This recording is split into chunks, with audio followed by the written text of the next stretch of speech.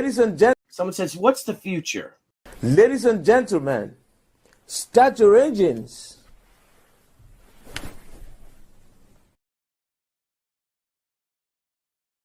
Someone says, what's the future? Vaughn Coleman.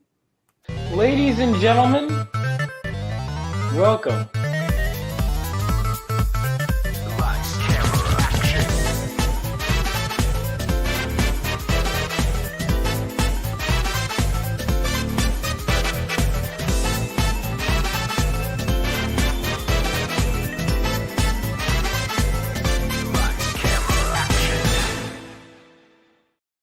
What is going on, guys? Hope you're all doing well. Here we go. Hold on, my audio is acting up. Hope you guys are doing well. Guess right, I have glasses now, which is interesting. I figured, you know what, it makes me look smarter. Maybe I'll take them. Maybe we'll see. We'll see. How you guys doing? I hope you're all doing well. This has been a long time coming, and I felt now was a good time to do this. Because this is a story that I'm really proud of. You know, I'm really proud of this story. I'm really proud of a lot of the things that I did with the Highland Houndsman. Still, I don't know if my audio is working. I know it sounds good. The mic is picking up, but I just it's being weird. It's being weird. But let's go ahead. If anyone's in chat, how you guys doing? So, of course, we've got a poll right now because I want to just see who it is. The audio is cutting out. That's great. That's just great. Give me a second, guys, while I sort that out. Of course it is. Of course it is.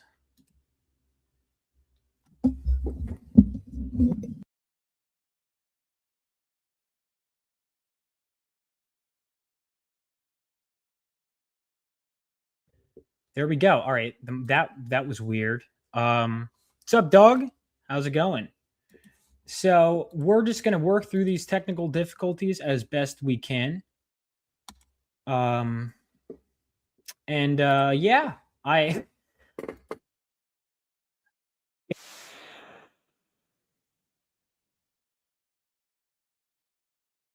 go. There we go. All right. Now it's working. I don't know what that was. Yeah. So, how many of you guys have read? So originally it was, have you heard of the Highland Houndsman? And then it became, I always wanted to call it. Is it better now? Can you guys hear me now? Before I continue with my whole diatribe, I want to make sure that you guys can hear me, because I think it's important. Because this is okay, cool. So the Highland Houndsman was basically, so for those of you that don't know, I mean, thank you for being here anyway. But the Highland Houndsman was a short story that I wrote, and I wrote it. I had wanted to do something like it for a while. So there are subreddits and a lot of YouTube channels that do readings of stories posted on these subreddits that have these horror stories. Now, typically the way they are written is it would start with No Sleep, and we'll get into my relationship with No Sleep in a bit. But basically, the prompt was you have to write these from a first-person perspective, as if these are like diaries that you're uploading to a forum. Now, for this short story collection, that wasn't necessarily the prompt, but I knew I had wanted to write a story like this for a while. I had wanted to write some horror stuff, and when my friend Allie had been like, "Hey, we're gonna do this," I was like, you know what? This is something I want to put out there. And I was like, well, I want something that's really good that I can put online for free to promote the book and that will fit in subreddits. And I decided that a multi-part story would be best. And it really evolved from there. So I think one of the things that I really liked about writing this story, again, when you write in subreddits, you want it to sound like a post, like as if you're someone posting it. So I called the story, Have You Heard of the Highland Houndsman? To kind of, basically, it's almost like someone's asking, has anyone else heard of this thing? And then it's them recounting summer camp memories, and you see the story evolve from that perspective. So it's almost meant to be like you're reading these posts online, if that makes sense. And that was what the story really was at the start. So, and I would love to write more stories in this vein. You know, I'm driving myself crazy. I'm working on a million tasks. There's another story that I think works like that I'm gonna upload actually very soon. In fact, by the end of this stream, you might get a new story from me for free in preparation for the book I'm working on. But the Highland Houndsman was one that it was, so I had written a few different short stories, right? I had written the first one I wrote was technically the first one I wrote was the poem Gehenna, which is going to be in there. But then I wrote in college The Dragon Feeder. Yeah, essentially that's what this is. It's like an Ask Me Anything. The Dragon Feeder was a story I wrote. And I loved that. That's still probably my favorite. And then years went by, and I wrote another called Lonely Are the Hunted. And then as we were getting ready, I looked back at it and I was like, it's really good for the beginning. But then I felt it needed work. So I pulled that from Reapers in Pursuit. So that's gone. Then we have another story. The next one I wrote, I was like, I want something in the Phenomenova universe. So Living Daymare, which is available now. And then I had a few others that I wrote. But there was one I was like, I want one that I could post online that hopefully will pick something up, right? That hopefully will pick up somewhere. I want something like that. And so I thought about it, and I really brainstormed. And I was like, well, I want it to be something like, one of the things I found when I start writing these horror stories is all of my stories are written from the first person perspective. And I think part of that is, so I come from a film and a comic background, right?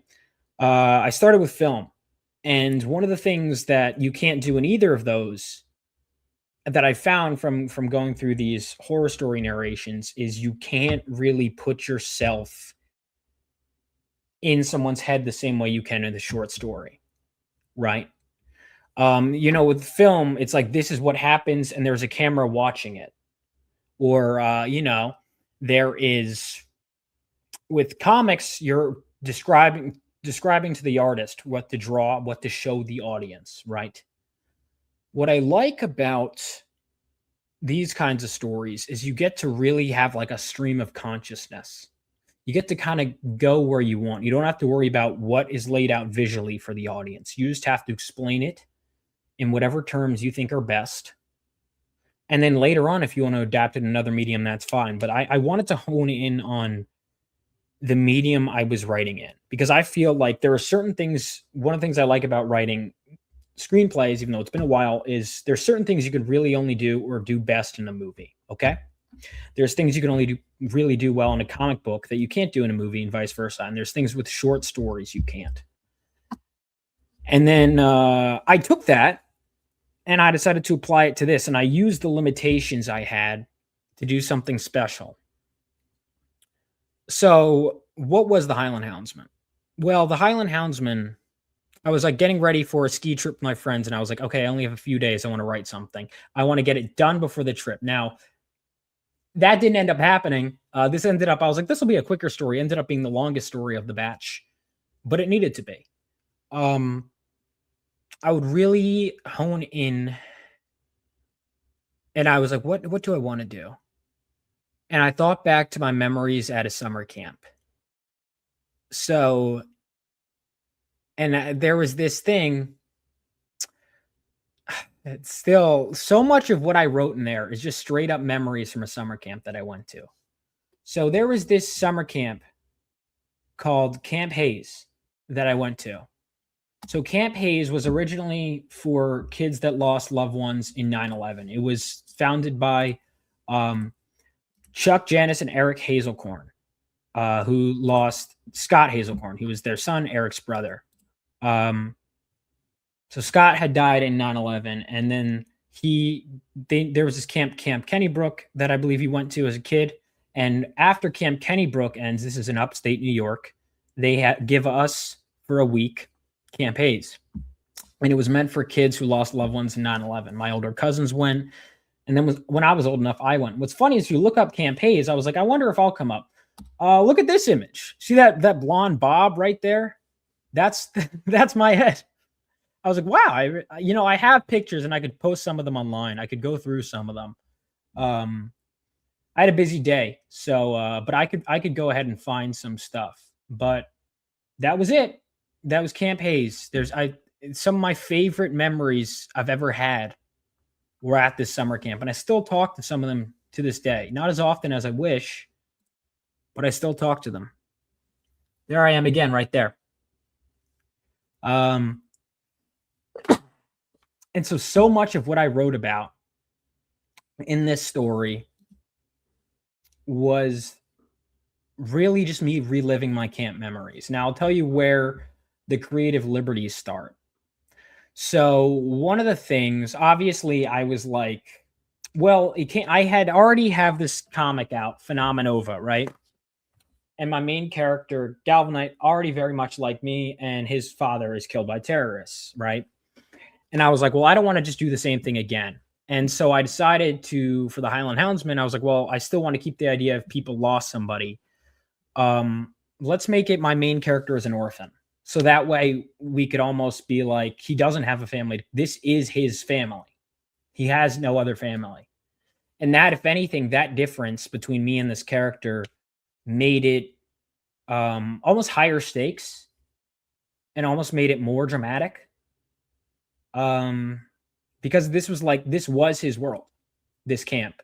And I don't know why I named it Camp Faraday in the story, but I just like, I'm on a deadline. Oh, what do I like? Faraday. Why not?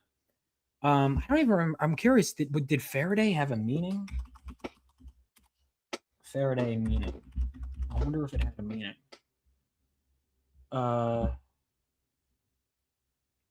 Faraday. Oh, it's related to lightning. That's funny. A unit of electric charge. Well, Faraday is also Irish. Faraday. Okay, that's interesting. Anyway, that the non-lightning story is the one with the lightning stuff. So that was the case there, right?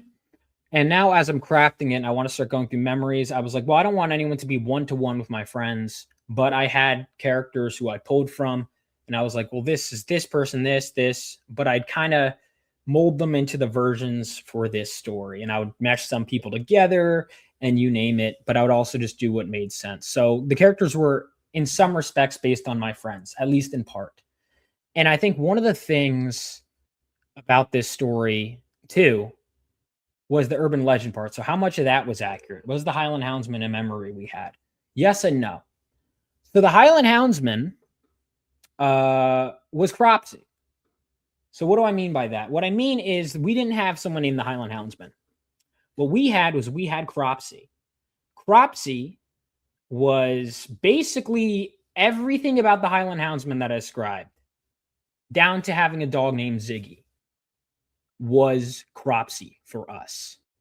So Cropsey is an urban legend from upstate New York, but I remember my first year, we were scared of this zombie dog in the woods named Ziggy. That was our monster the first year. The second year, we were like, oh, it was almost like leveling up. It was like the sequel that was better. Actually, it's Cropsey. Well, what about Ziggy? Well, Ziggy is Cropsey's dog. Cropsey is the real threat. He'll draw the X's above your bed, whatever. And it was our third year where we decided that, you know what? Actually, this is kind of bullshit. None of that is real. And actually, one of my friends, it wasn't the one DeAndre's based on, was one of my friends did say the Yo Mama joke. It's like, oh, what should be this year's monster, since we know Ziggy and Cropsey aren't real. And one of my friends goes, Yo Mama should be the monster, or something like that. And so I pulled from that.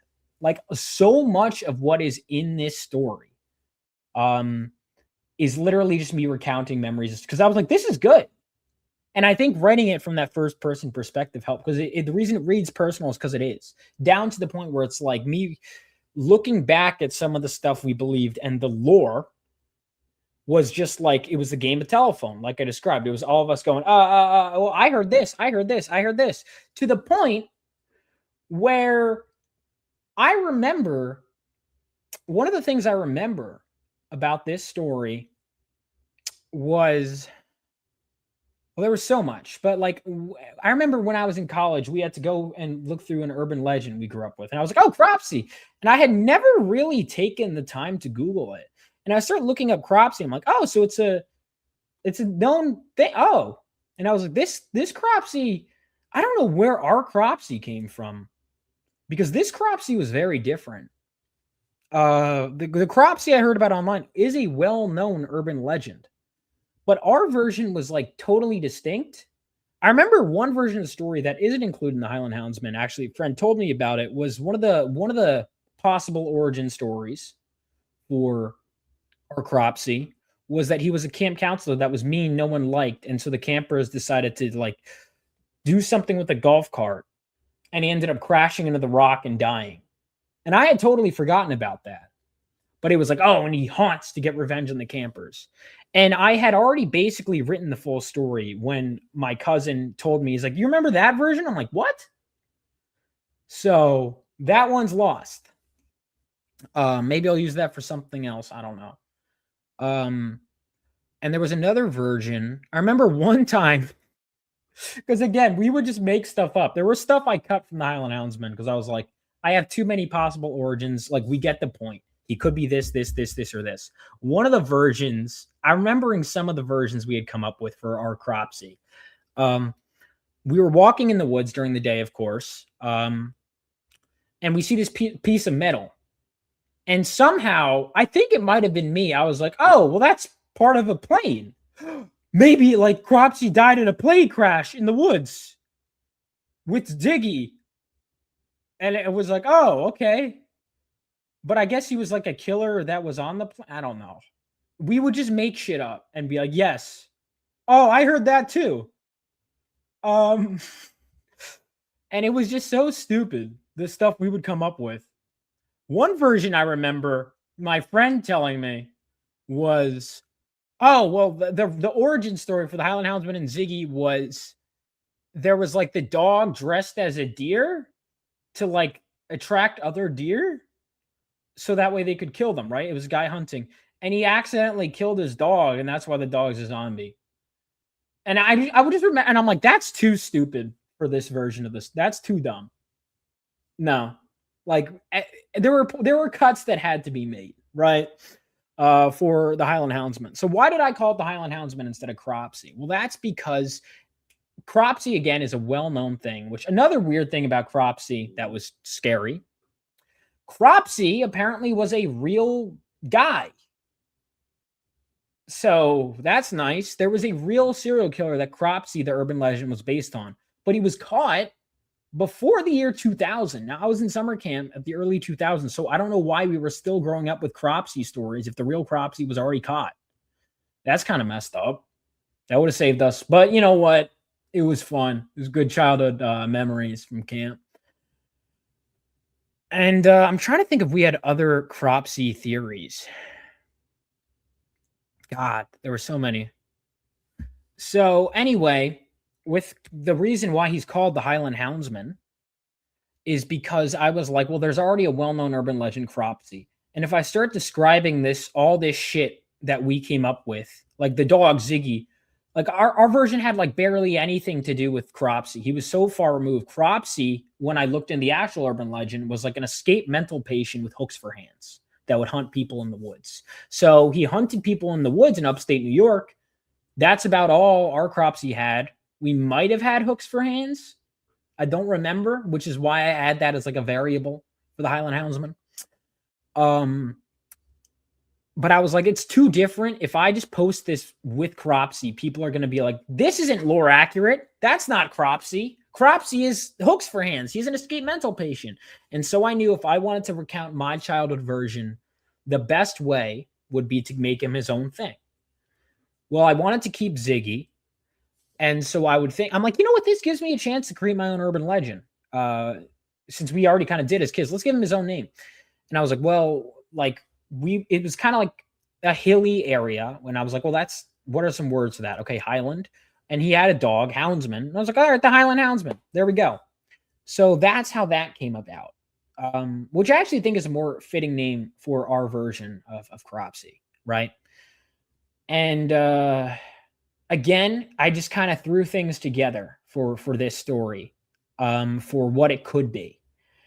And I had kind of made the decision that I wasn't going to answer whether he was real, what he actually looked like. And so as I started to kind of develop the story, it was like the first part was the easiest to write. But then I was like, all right, well, where is the story going to end? How are we going to play with the format of it being post? And I was like, well, the story naturally, of course, spoilers if you're here, has to end with him typing something. And then for some reason, we don't hear the end now. Could be a happy ending of, we solved it. Yay, mystery solved. All right, guys, that's it. Okay. Or the alternative is he's like, he says something and he won't hear anything further. Now, the original thing, there's this thing on YouTube, for those of you that don't know, creepypasta, scary stories that are told online, again, through forums and what have you. And many people are like, is this real? Is it not? And it's often a way for people to have fun or writers to test their stuff out and get viral. And the first of that kind was a story called Ted the Caver. So Ted the Caver was posted. You can still find the original stuff online, and it was basically, people believed it was real because it was kind of a new thing. This guy was posting these diaries about mining in these, or going in these caves with his friends and like kind of mining or digging through caves, right? And the whole thing is like, there's something in there with us. You're getting bits and pieces. The blog would be updated every once in a while. And the final entry is like, they have a near-death experience in the penultimate entry, or like the final entry. They leave and he decides, I have to go back. I'll update you on what I find. This was in the early 2000s, right? And the reason why this, I think, is so chilling to this day and was so chilling is because people were anticipating this ending. And he goes, I'll update you like when I come back. And he never updates again. And so people are like, he didn't come back. Oh my God, what happened? Blah, blah, blah. And it was terrifying to people. And I wanted to do something like that while also offering some closure in some ways. And so I had come up with the ending of, well, he's going to go into the woods and face it. And now we needed to kind of, some people might not know about creepypastas. And so I kind of reverse engineered from this starting point, this ending point. And I was like, well, what's the story? Well, what are the stakes? What keeps you interested? And there was things that I would cut and whatever, but it was like, well, what if we played with the friendship aspect and had the friends kind of being taken one by one? Like there's stuff from It, right? And like It, where they go and come back to their town that they're from, and they're getting picked off, right? The one friend gets killed and they're like, we have to go back. I was like, I could do something like that. And I was like, well, how do I want to go about that? Is the Highland Houndsman hunting them, whatever? And that's when I had the X thing. Now, again, most of those things were things we had come up with. Like the X is drawn above the bed. That was something we did. And I was like, well, what if it's them being hunted one by one? And then the way it ends is we have the last guy standing there and he's like, well, I'm going to go into the woods. That's it. I'm going to go in and one way or another, we're going to figure it out. And that's kind of where the story came from. And it was like, well, how many friends in the group? Well, it's a short story. I blew past the writing prompt. It was like 7,000 words plus this story is, and it was supposed to be around 5,000. So that's why like the friend group is what it is. Cause I was like, okay, what's the maximum thing? All right. We have the one friend that was traumatized. I decided, I was like, oh man, I really like DeAndre. I don't want to kill him off first, but it was kind of like, well, if I give him the best memories from the past, it makes his death more painful. And we bring the others together. And it was Jacob. I was like, he doesn't even have to be like Jacob's death with the car. I was like, yeah, maybe he'll be the second to die and whatever. And I was like, well, why does there need to be a third? Well, what about the kid that gets scared? Okay, we'll kill him too. And it was kind of like, we almost like speed run the deaths, right? We get to the point. And so that's kind of why I made it like 4 of them. Each one served a specific function. It's not a spoiler. I gave spoiler warning. If you haven't read the story, that's on you, Doug. The story's out. This is meant to be for those that have, let's see, because according to the poll that I put up, oh shit, you guys did vote read first. It was originally dive straight in. I'm sorry. Well, we dove straight into the story.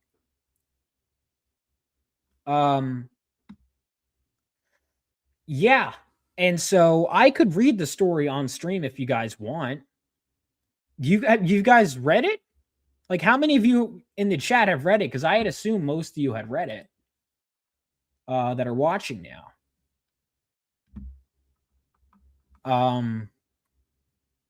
They did. Well, I didn't realize that. Did you guys?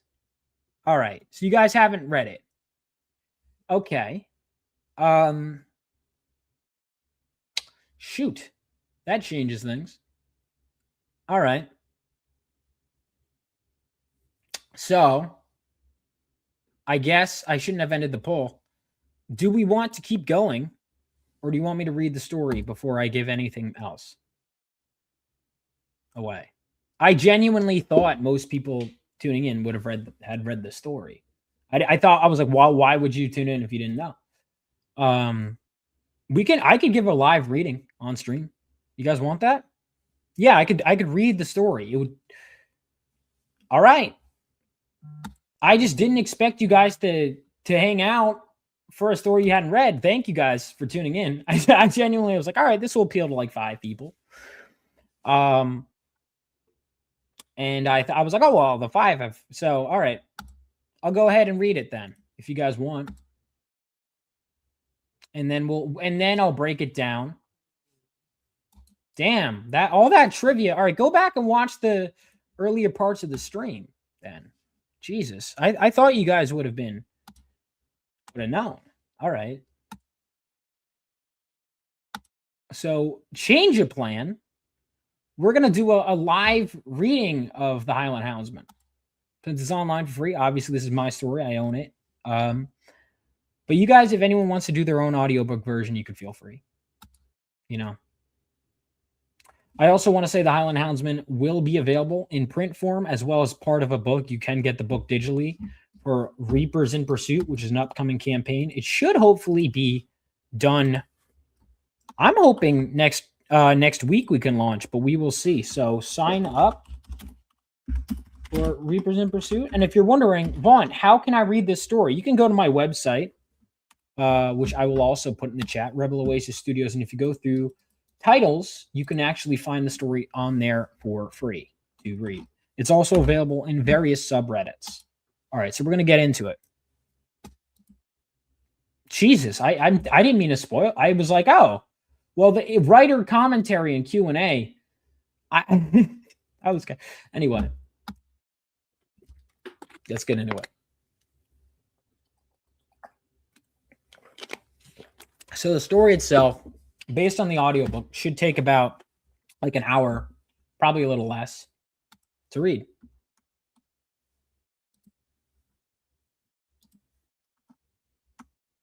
Let's get into it. The Highland Houndsman by Vaughn Coleman, Part 1. Has anyone here ever heard of the Highland Houndsman? What about his dog, Ziggy? I've been searching all over the internet, scouring every possible corner I can over the past few days, and I've found nothing. Seriously, nothing. Not even a hint. It's bizarre. I found adjacent legends like Cropsey, but not a thing about the Highland Houndsman. The only people who know anything about it are those I attended Camp Faraday with. It seems like he only exists in our minds, in our own urban legends told around the campfires and through word of mouth and scary stories. I remember those days. They were some of the best in my life. Camp Faraday was our own private paradise for just 1 week out of the summer in the mountain woods of upstate New York.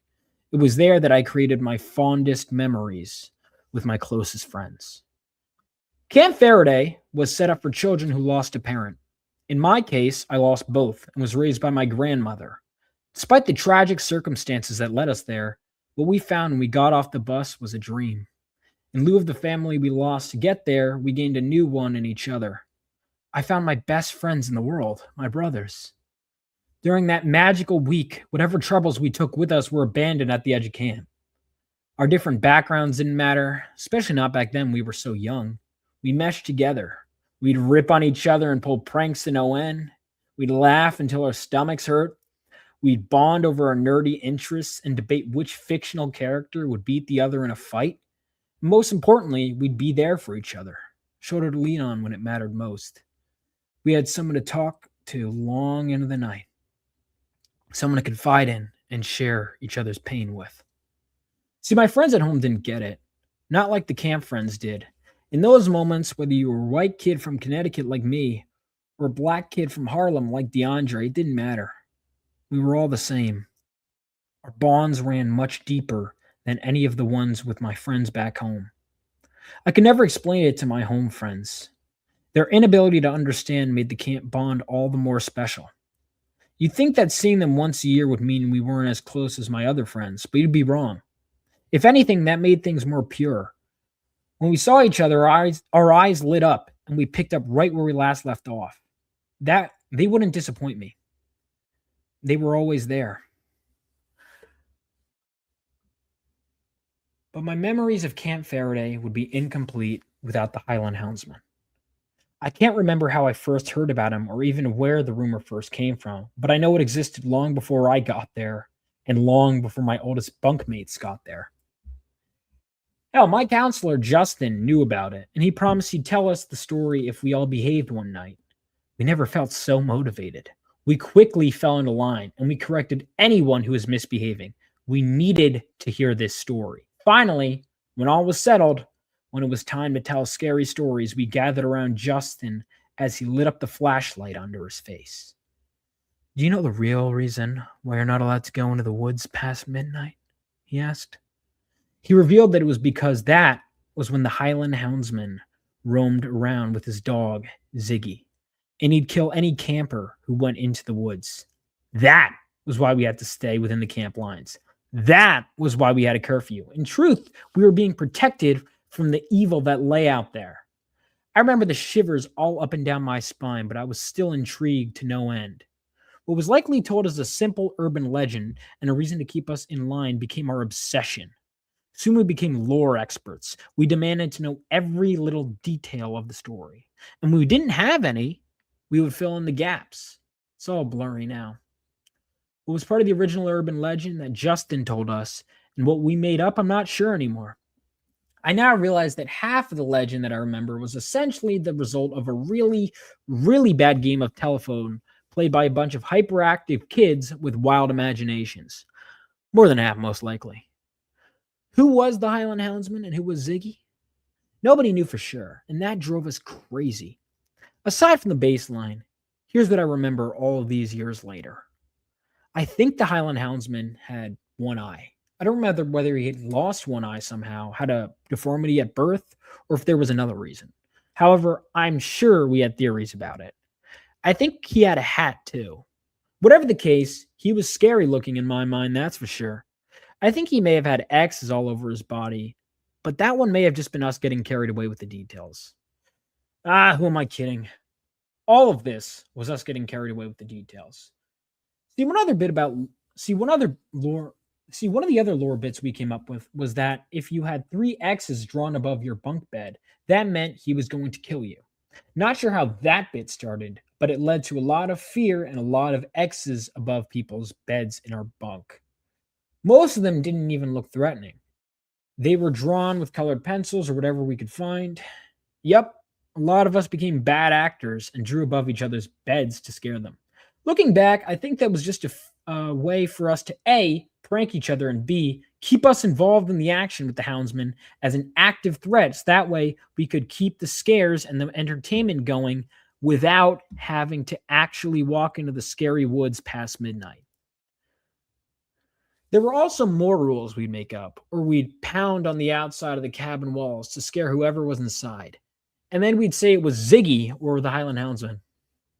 I'll admit, I took part in that one a couple of times. At a certain point, it became more fun than scary. It was fun being scared. It really brought us together. We'd come up with ways to defeat the Highland Houndsman and Ziggy too. Like there was this special wooden artifact I found in the woods that I decided was some sort of mystic Native American item or whatever we could use to defeat him. It was probably just some old rejected arts and crafts project that someone tossed in the woods, but it didn't stop our imaginations from running wild. Or we'd find cool looking rocks scattered throughout camp that we thought, when combined, would give us the power to defeat them. Crap like that. As for what the Highland Houndsman was, or sorry, as for what the Houndsman used to kill us, sometimes I remember picturing a hunting rifle, him being a hunter and all, but other times I remember him having a hook for a hand. Maybe he had both? Although, now that I think about it, the hook hand was probably stolen from Cropsey, another more famous local urban legend. Cropsey was an escaped mental patient with hooks for hands who would kidnap kids in the woods.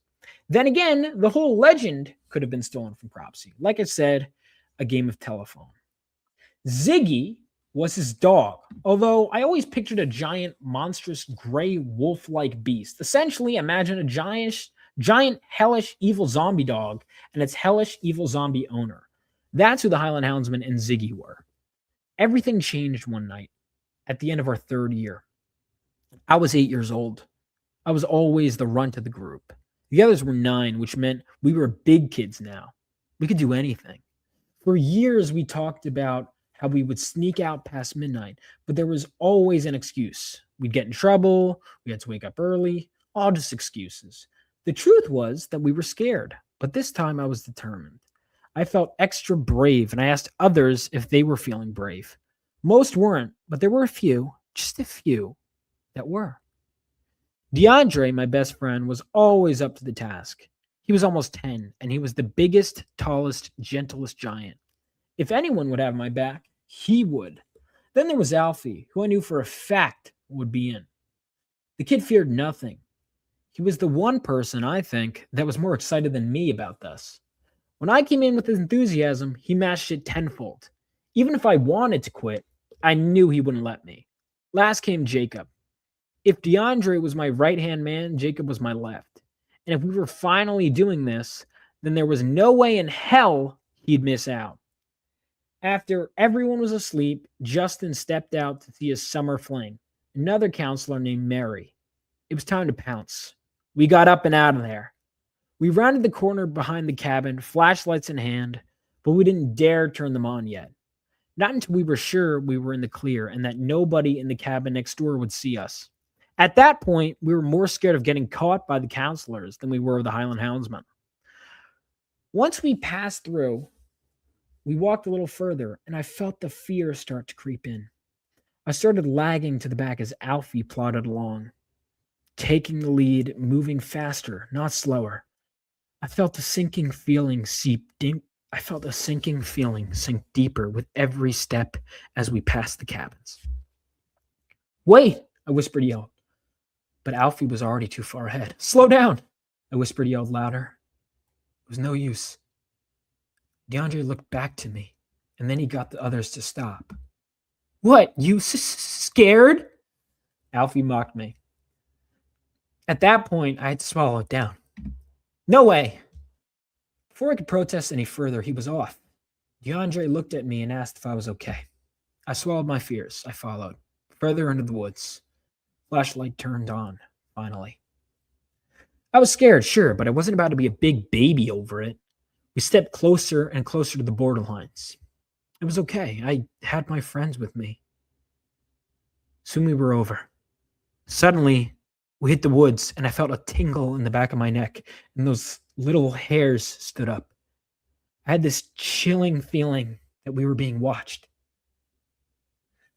Alfie went further ahead, moving into some bushes and beyond them. If we were in uncharted territory before, now we were really going beyond. A point of no return. Jacob followed. I breathed in and plodded along, the flashlight trembling in my hands as my head darted around in search of whatever we could find, in search of whatever could have been watching me. That's when I heard it. Some loud, inhuman sounds I can't even begin to describe, like an inner guttural shout mixed with I don't even know what. Whatever made the noise, it didn't sound like a dog or anything that I knew. Even now, I find it difficult to place the sound. I've tried over and over again to just transcribe the sound, but my words always fall short. So I'll just leave it at that. The horrid sound I heard that night was downright indescribable, incomparable to anything I knew then and know now. Alfie's scream immediately followed. My head jolted in his direction for a split second before I turned around and bolted. In that moment, everything else disappeared as my flashlight illuminated the path before me. I only prayed that DeAndre was following behind me as I sprinted back, my asthma kicking in. I wheezed until I hit familiar territory, then bolted further, faster, up the stairs, into the cabin, slamming the door behind me. The others stirred at the sound of the door and asked what happened, but my eyes felt blind and my ears deaf over my panic and wheezing. After a moment, catching my wheezing breaths, the chilling realization dawned on me. I had left my friends out there alone with that thing. Were they dead? Had I left them to die? I looked to the closed door and pondered. I froze. I couldn't do it. I couldn't leave them. I couldn't decide, so I just froze. It took me years to gather the courage to go out there, but in an instant, at the first sign of trouble, I lost it and ran away without a thought, abandoning my friends. An eternity passed before Alfie and Jacob burst in the door, followed by DeAndre, who slammed it shut behind them and looked out of the window. Alfie collapsed to the floor in hysterics, hyperventilating and crying. He was inconsolable, having a full-on panic attack as tears streamed down his face. "What happened?" one of the others asked. All joined in as Alfie cried in the corner. DeAndre and Jacob checked the windows. I looked to Alfie as he trembled with unimaginable terror. It was contagious. It was like whatever had been on the other side of his eyes had been seared in so deep that it forced tears to pour out like blood. Jacob screamed out for a counselor, so loud that I thought anyone within miles could hear. I scolded him. I didn't want to get in trouble. Besides, bringing an adult in would just make it all the more real, and I'd rather just have begun pretending it didn't happen. "I don't care. Didn't you see it?" Jacob's eyes welled too. It wasn't quite as bad as Alfie's, but beneath those tears lay a similar knowing look. The eyes of someone who caught a glimpse of something that her child eyes were not meant to see. A neighboring counselor came in and comforted us, well, as best as he could. We tried over and over again to get Alfie to talk, to speak, to say anything, to tell us what happened, but he wouldn't. He also wouldn't sleep. They took him down to call his mom. That was the last time I ever saw Alfie. Despite all of our begging and pleading, he never came back to Camp Faraday. I'll never forget the fear in his eyes. It didn't matter what was in the woods. It didn't matter if what was in the woods was real. He believed that the threat was real, and as a result, we lost one of our best friends to a monster that likely didn't exist. It was all my idea. Sure, he was more enthusiastic, but I still blame myself. Rumor was that Alfie refused to tell anyone what he saw, even his mom, and that there were talks of lawsuits. Years later, he still hasn't told that I know of. I could never find him on social media, so I never kept up with him. Jacob was the only other one who claimed to see something, but when pressed for details, he couldn't give much. And DeAndre and I could only describe the noise. We were lucky. We weren't the ones in serious trouble. Our counselor, Justin, was. We had a big camp meeting. From then on, stories of the Highland Houndsman and Ziggy were banned by all counselors. It was bad for business. No more pranks. That was fine by us. We had already lost one of our favorite friends due to the pranks, and now we had lost our favorite counselor. Justin and Mary were fired for negligence. Thus, our third summer hit more of a sour note, but by the end, we picked up again.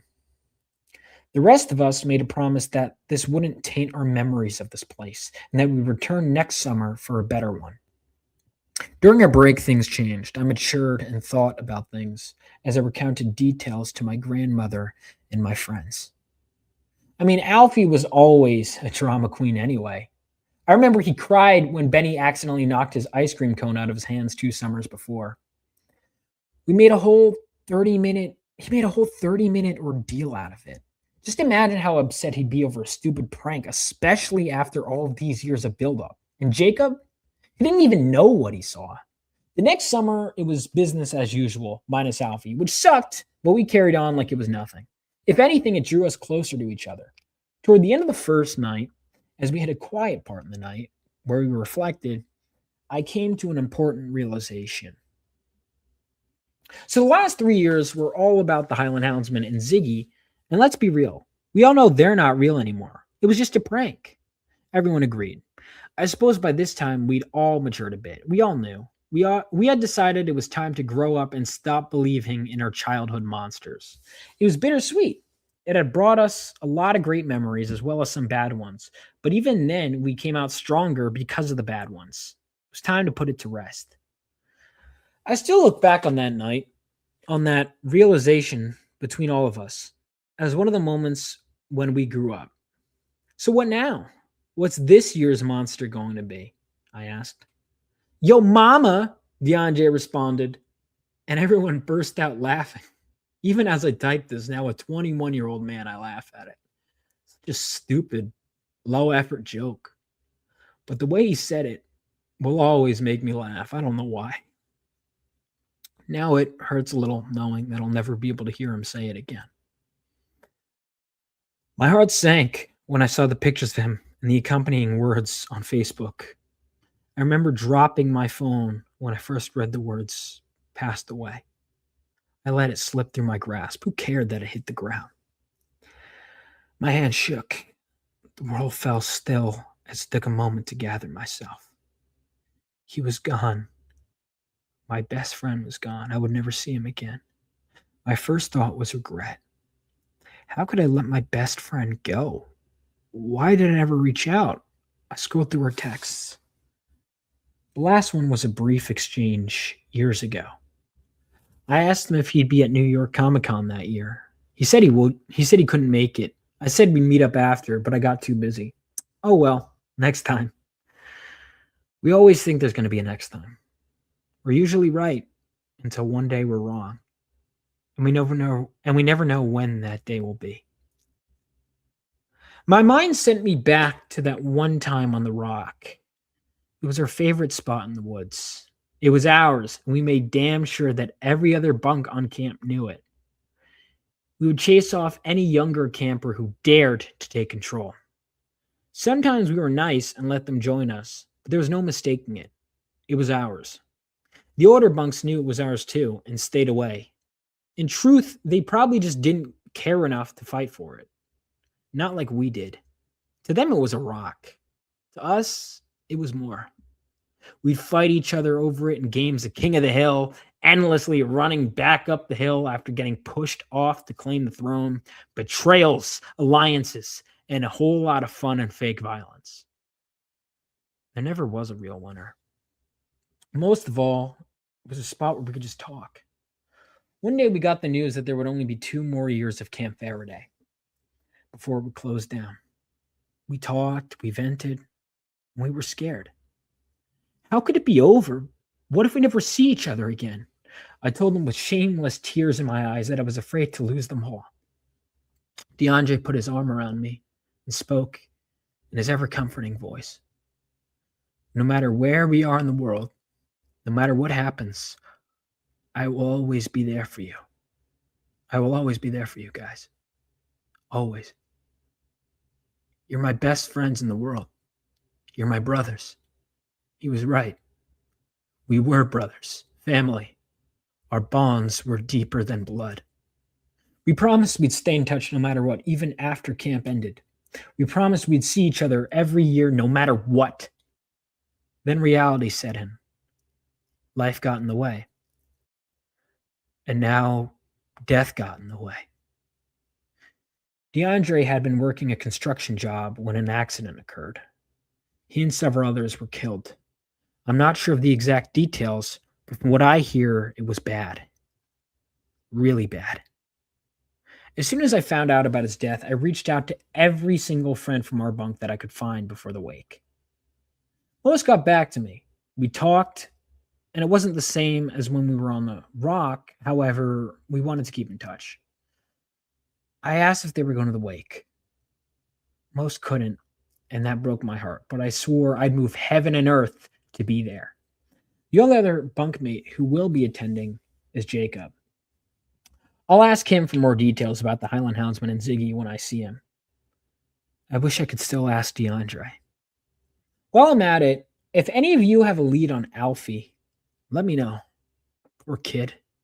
I just told his most traumatic story online, but I'm sure he's over it by now. If not, that's all the more reason to talk to him. Also, if anyone wants to fess up about playing the sound and pulling the prank on us that night, that would be great. In fact, more than 10 years have passed since Camp Faraday ended. You won't get in trouble. Hell, you can even confess to me privately if you like. I won't tell. Anyway, I've droned on long enough. If I find anything new about the Highland Houndsman and Ziggy, I'll let you know, and I expect you guys to do the same. Oh, and one last but arguably more important thing. Reach out to that old friend or loved one. Tell them how much you love them. You never know when it will be the last time. So there we go. That was part 1.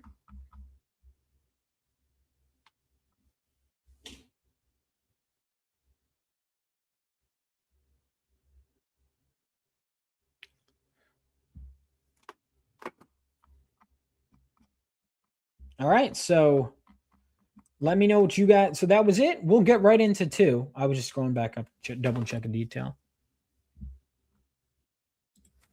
Yeah, I would love to do an audiobook at some point of this. So we're going to go into part 2, and then we'll do 3. So we're about half. So the part 1 is by far the longest part. 2 and 3 are shorter. So we're going to get into it. And I guess next time I do one of these, I'll read the story first. And I'll just assume no one's read it. Thank you. Yeah, see, I couldn't read this I was just focused on this. So let's get into it. Damn, I wish if I had known, I should have asked before. Part 2. My whole view on the Highland Houndsman and everything that happened has changed since my last post. Hell, I think my entire world is starting to change on a fundamental level. Let me start from DeAndre's wake. My heart sank when I saw the coffin. Closed casket funeral. I'd truly never see my friend again. I never get the goodbye I wanted. Then I saw Jacob. We hugged, looked at the closed coffin, and shared a knowing look. Not the happy reunion we were hoping for either, but we had each other, and that would have to be enough. Meeting DeAndre's mother, it was no wonder he turned out the way he did. He came from good stock. She told me he always spoke highly of me, and Jacob too, but me especially. He used to say I was his best friend. That warmed my heart and put a tear in my eye. Jacob and I went to the bar afterward. He decided to split a hotel room. Bunkmates again, we thought. Plus, we both didn't want to drive home drunk, and Lord knows we needed the drinks. I'm sorry, Jacob. I love you like a brother. But he was always my favorite, I told him. He chuckled. He was mine too. We raised our beers. To DeAndre, the best of us. We cheered and drank. He should have been here drinking with us. What did we drink in his honor? What was his favorite drink? We didn't know. We will never know because we never got to drink with him. And we never will. That killed us. But we were sure he was fun, but we were sure he was with us in spirit. And we knew he was a blast at parties. We briefly talked about where we were in life before reminiscing on the good old days at Camp Faraday. The pranks we pulled, the fun we had, our other bunkmates.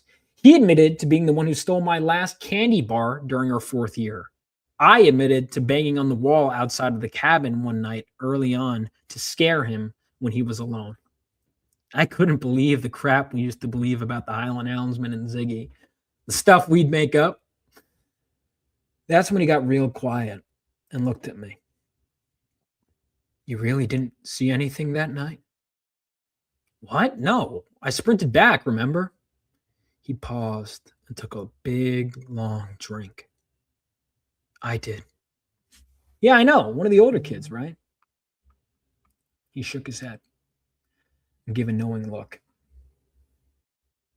It wasn't one of the older kids. He took another drink. Now I was starting to get concerned. What was it then? I don't know, he said. I only caught a glimpse of the figure and the way it moved. But I know it wasn't human.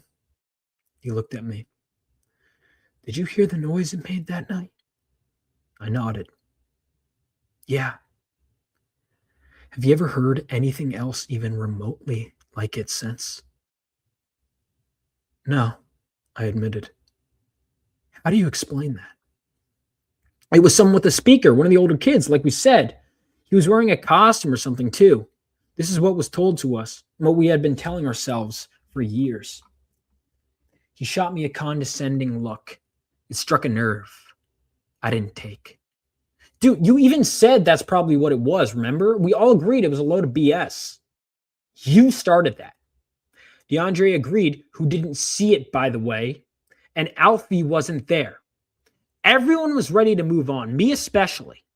I didn't want to believe what I saw or what I heard, so I went along with it. It was easier. Plus, I barely even saw anything anyway. I was open to accepting any explanation. I even believed it for myself for a while. He gave me a stern look. There was something in the woods that night, Dylan. Deep down, I know you know it.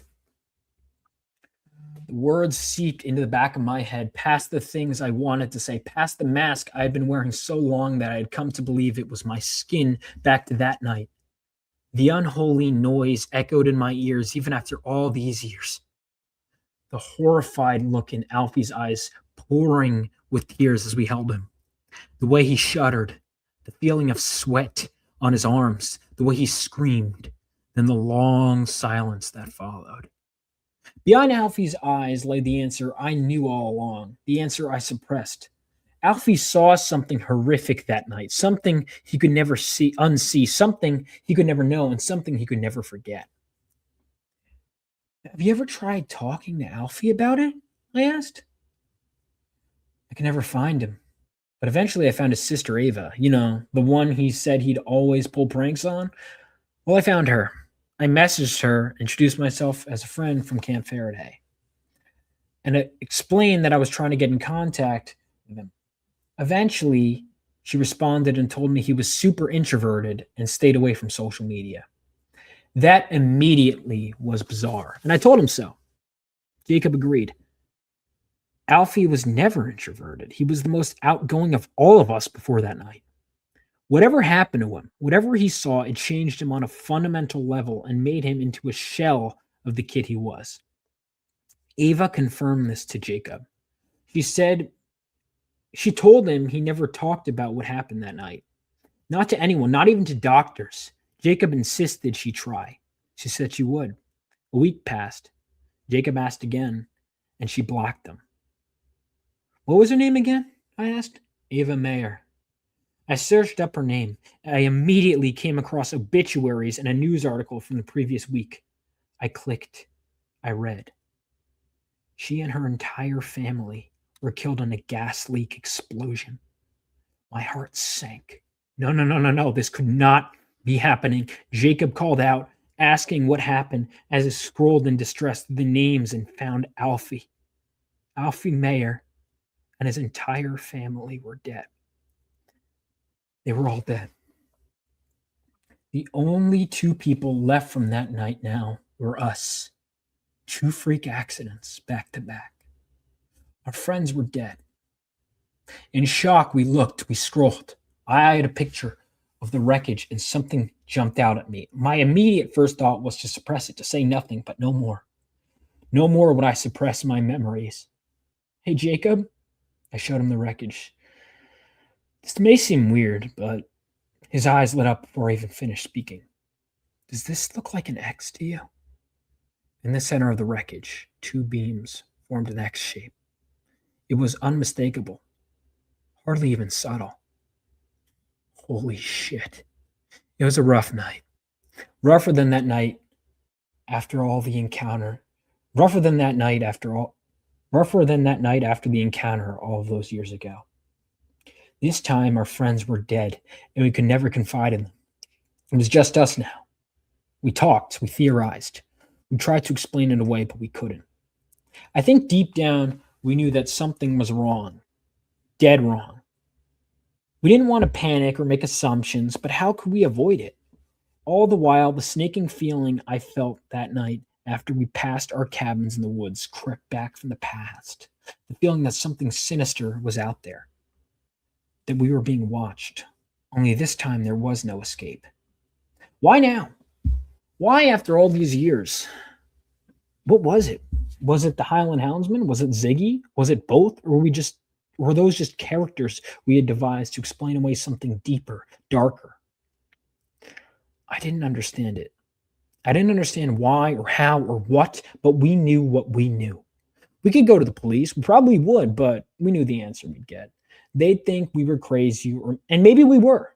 But if we were right, if there really was a childhood monster or entity from out in the woods killing our friends and making it look like accidents, one we couldn't prove, fathom, or understand, would there be any way to explain that without sounding crazy? It was crazy.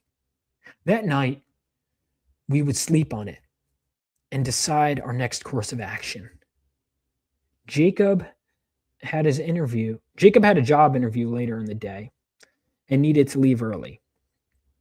We'd part ways in the city, then afterward, we'd regroup and talk about our action plans. No more getting busy, no more life getting in the way. We'd keep in touch. We'd talk to whoever we needed to talk to and do whatever we needed to do to get to the bottom of this. Worst comes to worst, we would arm ourselves up and go back into the woods at Camp Faraday. One way or another, we would have each other's backs and we would find our answers. I will keep you guys posted. And that's part 2. All right, we got the finale in part 3. Let me go and check back in on the chat. There's something. Let's check.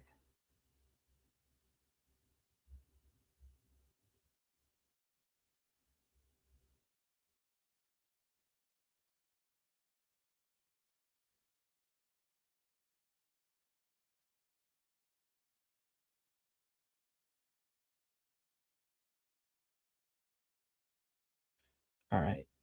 Yeah, I was just double checking if there was a detail. I was like, oh, did I mess this up? And I didn't mess anything up. All right. Here we go. Part 3, the finale. What do we got? The suspense is getting higher. Rough. Yeah. That's good. Part 3. A lot has happened since I last wrote. All of it is bad. But if I have my way tonight, it will all be over soon. I used to think growing up was realizing that monsters weren't real, but now I realize that growing up is recognizing that those monsters are real and facing them head on.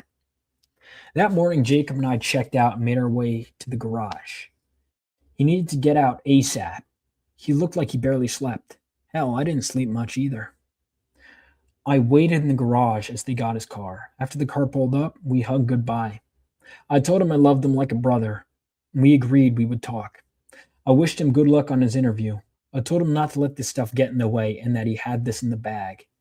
I told him whatever happened, he'd be okay. He got in his blue sedan, and I watched him drive off. That's when I noticed. Toward the back of the car, passenger's side, the side we never would have looked at, in a place neither of us would have looked, I saw a silver X carved into the metal of his car. Small enough to miss, but big enough for me to notice. Not a subtle X, not a tiny X, not a little scratch or dent that resembled an X. No, a deliberate X. Immediately, my hair on the back of my neck stood up. as he rounded the corner out of the garage and turned out of sight. I sprinted out after him, and by the time I was out of the garage, he was at the end of the street, ready to make the turn. I sped up. When that wasn't enough, I screamed, knowing it wouldn't reach him, but hoping it might before I did. I prayed someone else would hear, that the world would know I tried everything I could. He turned off, and once again, he was out of sight. I reached the end of the street. No good. We were too close to the highway. I pulled my phone out and called his number frantically. Pick up, pick up. He did. What's up? Did I leave something? He asked. Panicked, I blurted an assortment of words. There's an X in the car. You need to turn around. Before I could get an answer, I heard a loud crash, followed by a blaring siren that jolted me back.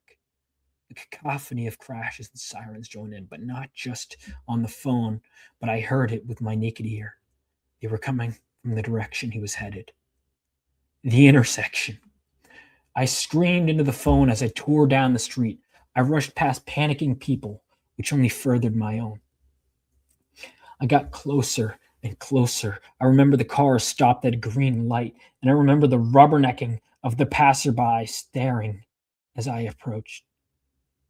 And there it was, the pile up at the intersection. Everyone stopped. Emergency sirens blared toward the scene that lay before me. It was chaos, but the police did everything they could to stop it from getting worse. I remember seeing the blue piece of metal that had been flung far from the wreckage, the hood of a car with familiar blue. I panicked as my eyes guided me toward the pile up in the center of the intersection from whence it came, praying I wouldn't see what I deep down knew was there. Praying it wasn't that bad. There in the center, amongst the brutal pile-up of cars, I saw a massive truck crash into a car and several others' cars in the pile-up as well, but I couldn't see the car it was crashed into. As the officers screamed at us and beckoned us back, I stepped forward. Closer, closer until I saw the blue, but before I was forced back by an officer. I called out. I tried to explain that my friend was in there. I needed to make sure that everything was okay. I stayed. I watched. I rubbernecked. In the center of the pile-up, there lay his mangled blue sedan. I watched as the ambulances arrived, and as everyone who could help came to the scene. I watched people exit their cars, get interrogated. I tried to get a better angle without crossing the police lines. I did.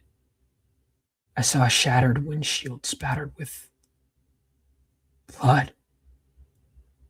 I grabbed my phone to try and zoom in, and that's when I remembered. I was still on the call.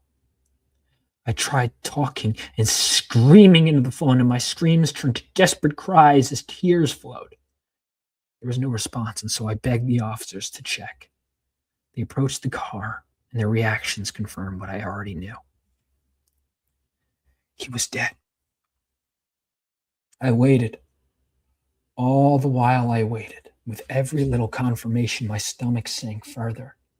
By the time what was left of his corpse was pulled from the vehicle as they tried their best to hide it, I had already known. I could never bring myself to hang up the phone. Someone else had to. Jacob Schlatter was dead. Another dead friend. Another closed casket funeral. I reached out to everyone from camp. I told all of our bunkmates. They were in disbelief. How could anyone believe it? How could I? Was it my fault? Had my phone call killed him? Was it my paranoia? For all I knew, the X on the car was on the car beforehand. God damn it. What if I killed him? But what if it was real? Was I next? I didn't see it. But DeAndre didn't either. Or maybe he did. He had stayed behind longer than me to make sure the others got in. Maybe he saw something. Something he denied to himself like Jacob did, but denied it even harder, pushing it even further back into his memories. I don't know. Truth? I'll never know. I told the police. I tried to get in contact with anyone I could. Maybe it was time I got to the higher ups at Camp Faraday. Maybe they knew something.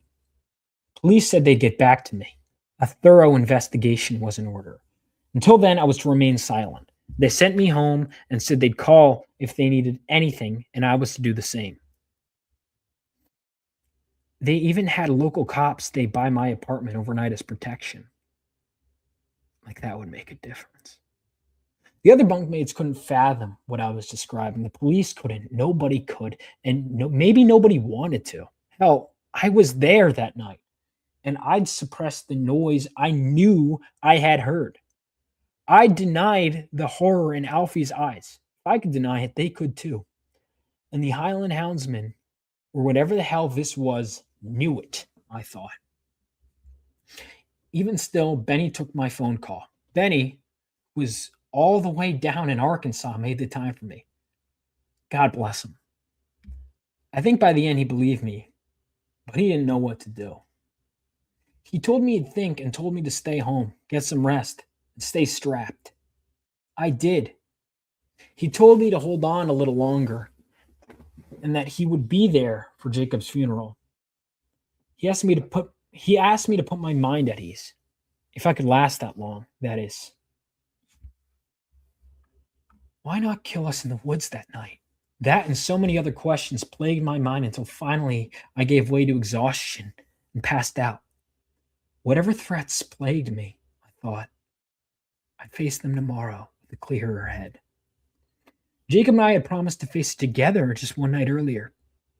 Despite all of the people surrounding me, even the armed cops outside, I had a sinking feeling as I gave way to sleep that now I would face it all alone. I was told to remain silent, something I had broken by talking to friends, but since then dialed down on, for fear that I may compromise the case. So why then am I speaking now? Because it's over. And there's not a goddamn thing the cops can do at this point. I'm sorry, Benny. I can't wait any longer. I hope you understand. This morning, I awoke to a drop on my forehead. And when I opened my eyes, I saw an X bulging through the ceiling, like something was trying to get in, something wet. Immediately, I got up and grabbed my gun. I pointed it at the ceiling as I stepped out, then called the cops outside. Tom, the drunk upstairs, had left the sink on overnight. It flowed and eventually seeped through the ceiling. The bulge in the ceiling resembled an X as it dripped onto my head, waking me up. Totally rational explanation. Total horse shit. But the cops would never get it. They'd never understand. My friends are dead, and today I woke up with an X over my head. My time has come. I thought back to that one time, a long time ago, before it became real, when it was still just stories. When DeAndre awoke to a third X above his bed, Jacob and I had comforted him since he was afraid he was going to die. Well, maybe not for real afraid. Alfie was for real afraid. But in the context of our childhood game, our imagination, and our rules, we didn't know real fear yet. But that's not the point. We were there for him. We told him that whatever happened, we'd be there. So we stayed huddled around his bed until Justin made us get back to our own. He said he'd watch. He did, until eventually he went back to bed. I watched while pretending to sleep.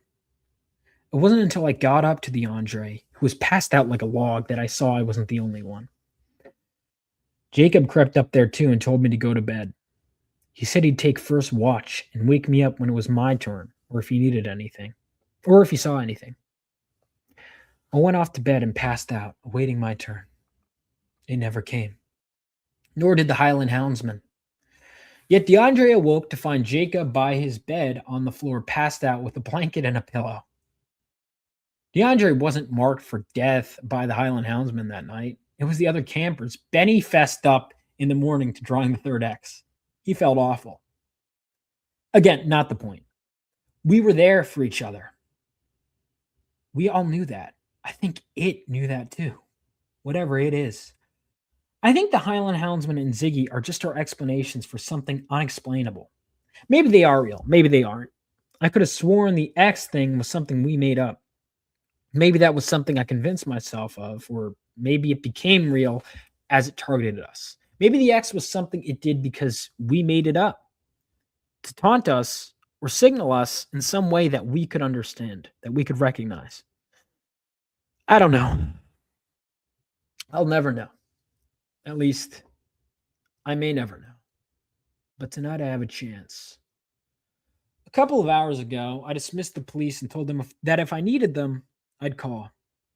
I grabbed my guns and all of the gear I could handle and loaded it into my car. There will be no third X. There will be no guessing game.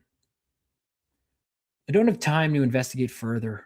I don't have time to meet up with Benny or go to Jacob's funeral. I'm marked for death. My time is coming to an end, most likely. It's time I go out on my own terms. I was a coward all of those years ago. I ran. DeAndre stayed behind with the others who saw. I ran again when I chose to deny the truth. For all of these years, I convinced myself that acknowledging the Highland Houndsman as a fictional character meant I was maturing. Maybe that's partially true. But there is something out there, something sinister and disturbed. We should have heeded the warnings that I now realize were likely devised by adults who are far wiser than us and who knew of the dangers beyond. We should have let things be. We let our imaginations run wild, but we kept away. We would have never poked the bear and entered had I not demanded it. It was my idea to go into the woods. I led them there, and I left them to die. I, the lone orphan, led my only family to die in the woods. They had families that were now grieving. I have none. My father is dead. My mother is dead. My grandmother is dead. DeAndre is dead. Jacob is dead. Alfie is dead. I'm going to die next, I feel. That's okay. What I do, I know I will be in good company. I have nothing more to fear. As I sit down and type this from a rock buried in the hill between our old cabin and the edge of the woods, with a loaded gun beside me, I feel a sense of serenity. Even after all of these years, even after all that's happened between this visit and last, I feel at home. It's lonely now. Years ago, when I walked into those woods, I faltered and ran away. Never again. I planned to see either the Highland Houndsman, Ziggy, or both, or whatever inspired the stories. The clock struck midnight moments ago. No more running. No more delaying the inevitable. I'm going into the woods now to atone for my sins. I'm going to find the truth about the Highland Houndsman and Ziggy. I'm going to face my fears. I'm going to slay the monster that killed my brothers, or I will die trying. I will not turn back. I will not run away. Never again. If I return from those woods, you will hear from me. If not, just know that I am with my brothers again. Please, whatever you do, do not follow us into the woods. And there we go. That was the Highland Houndsman. All 3 parts. So, there we go. Doug, I believe he was real. Thank you. Yeah. I'm going to have to do like a full audio book at some point. There were parts where I read it where I'm like, I could have read that line better, but that's the Highland Houndsman. So we dropped viewers. Let's see. That took almost an hour. Um, so now we can actually get back into talking about the story. And next time I'll do that in a different order. First time, you know. So the Highland Houndsman, like I said, a lot of that was based on real memories with my friends. Now I'll tell you I'll tell you the stuff that was real. I like how you never really see the Houndsman actually do the killings. Yeah, that was, I don't know if that was like, I think that was just kind of the logical choice. I forget my exact. It's hard to retrace my exact thought process. I think what it was I kind of, because so much of it was pulled from reality. Now obviously the friends getting killed by it was not right. I felt bad that like my camp tribute had to go in a dark place where I'm like, hey, these are all my happy memories. I'm killing them now, but I was kind of like, it felt weird to explain it or to show it. I'm not saying I would be opposed entirely, but it just like naturally just didn't. I didn't want to confirm or deny. And I think when I wrote from the first person perspective, I decided just to not have him see it. And so I didn't. So some of the other stuff, as I was rereading, like, all right, the arts and crafts thing I do vividly remember. That was like one of the plot elements I think I had come up with this. I found this like little thing in the woods, and I was like, I don't even know if the Native American thing is true. I was like, oh, this is an artifact. This is what we need to get rid of him. And then I remember my friend Austin, if you're watching this, there was two Austins. There was Big Austin, Little Austin. It was Big Austin, fucking takes it, and he's like, he just said something, chucks it in the woods. And I'm like, you piece of shit. We needed that.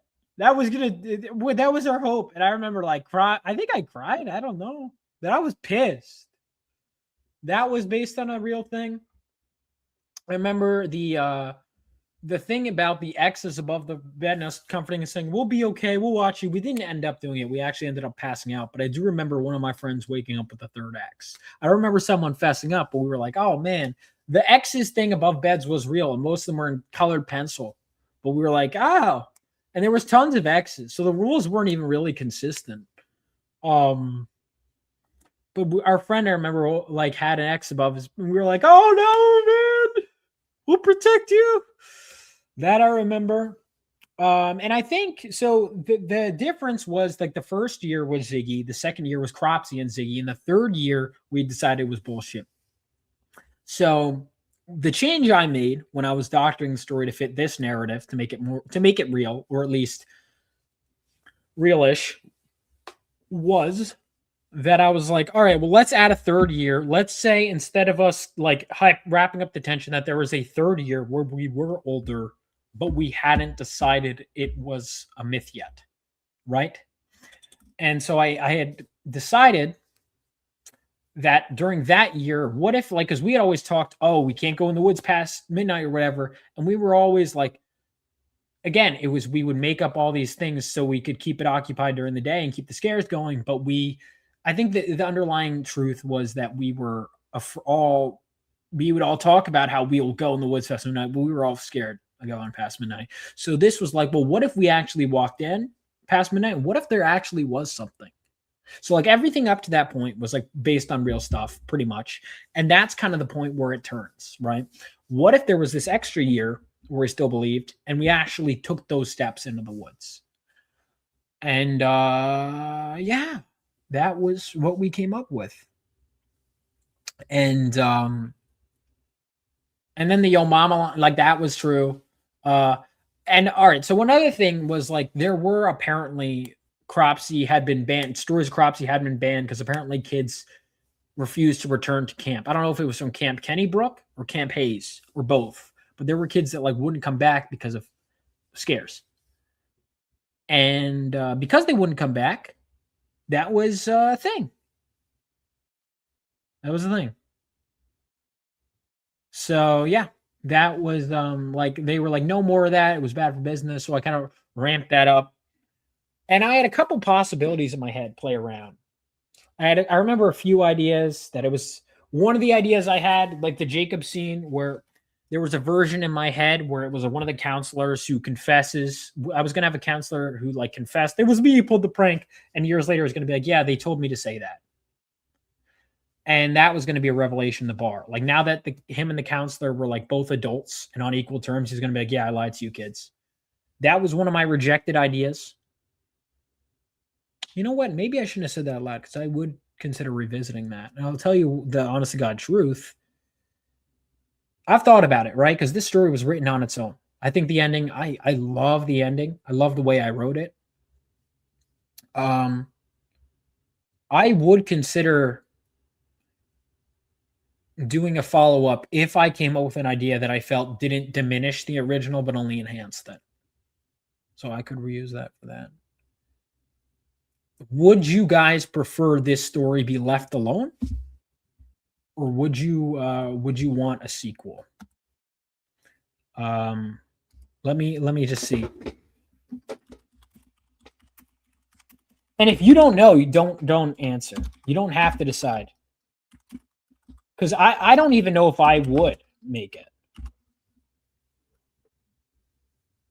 Yeah, that's I do think it ended. I think ending perfectly doesn't mean that I can't have a sequel.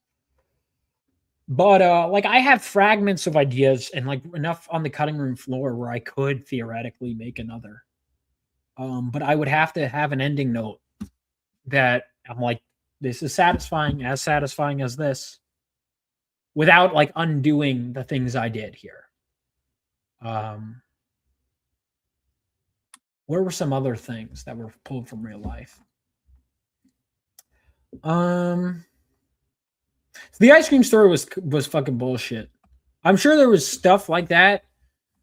So there were a couple names that were similar, but that doesn't mean that they were one to one. So like we had a Jake, Dylan. I did have a friend named Dylan, but the character Dylan was kind of more similar to me. I was just like, oh shit, my main character didn't have a name because I've been writing the first person. I was like, Dylan. All right, Dylan, I'm using that name. So even though the character was kind of based on me, maybe some others. I mean, he's pretty different from me in a lot of ways, really, or similar, and I don't know. Dylan was one of my friends. There was a Jake, so I just was like a Jacob. There wasn't a DeAndre, but he was kind of a mix of a few different people.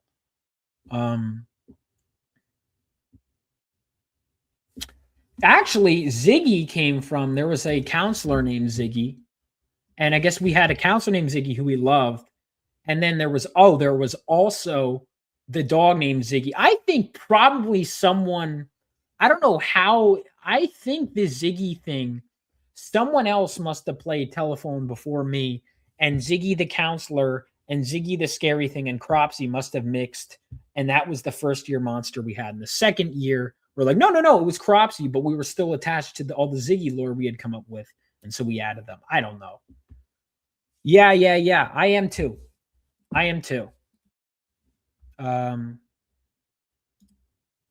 am conflicted as well because I really like this ending.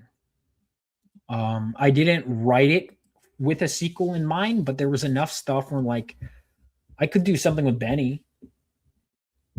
You know, where Benny, because Benny was on his way up. What happened? What does he do? Does he have more? Maybe there's more, because you got to think they went to this camp for years. There's probably more. What was Benny's perspective? What are about some of the other kids in the bunk? What's Benny's that counselor idea? Shit, shouldn't have said that on air. But you know what? I could reuse that for the next one. Like maybe searches. Shit, I should not have said that aloud. You know what? Let's get a sequel. All right. I'll think about it. I really fucking like I don't know how I'd top that last. I'm gonna think on it. I am so busy right now that I probably wouldn't be able to yet. And yeah, if you guys have any other questions about the story, the rock thing, that's 100%. We had this rock. If you guys ever go up to the campgrounds at Camp Kennybrook, there was, so here's the way it worked. So the camp, we'd get off the bus, there was the hill, and the first line of cabins, like that are earlier, were all the girls. And the boys would have to walk up a steeper hill to get to the cabins behind them. Now, the cabins behind them, there was like one weird one over here, and then there was this path in the woods and the rock. And then there were the other bunks. Like all the guys had to walk up the hill. And we had, the rock was the shit. We would always be like, this is our rock. We fucking loved the rock. The rock was awesome. And the rock was right. So it was like cabin, trail, rock, cabin. Like the trail led to the woods. You had to walk past the rock. And it was so cool.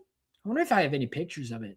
God, I don't know if because I would love to just go back up there, but I feel like I can't just walk in there. Like that's someone's property. Because there's the thing, Camp Hayes ended, but Camp Hayes, and that was another thing too. I remember us having a conversation on the rock, like, man, I'm not going to see you guys again. And the truth is, I haven't talked to a lot of those guys for so long, man. I see a lot of them so originally the camp was founded for people that lost loved ones in 9/11, but eventually the camp opened up to just people who lost loved ones in general, right? It expanded. But in New York every year on 9/11, I still often will see people from camp there. We see each other in the city, at the 9/11 memorial. So that's always nice seeing them there. We often will have camp reunions. That was great. I remember one I had. God, it's been a bit since the last one. I hope there's another.